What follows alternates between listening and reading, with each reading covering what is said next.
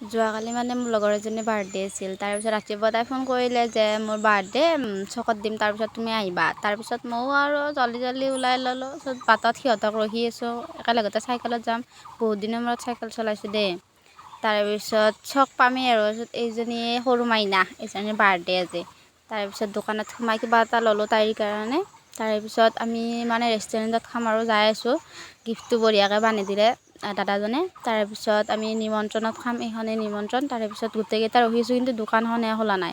তাৰপিছত ঘৰত যাই মাতি আনিলোঁ দাদা এজনক। তাৰেপিছত আমি এইকেইটাই দেই, কোনো নায়েই ইয়াতে।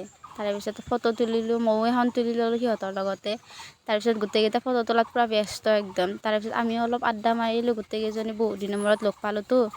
তাৰপিছত সিহঁতে বহি আছিল, মই মনে মনে এইবিলাক ভিডিঅ' কৰিছোঁ। তাৰপিছত আমাক এৰি অকলে খালে সিহঁতে, বাৰ্থডে গালো খালে আমাক এৰি আমিও খালোঁ। তাৰেপিছত আমাকো দিলে দাদাজনে বনাই, আমি খালোঁ আৰু।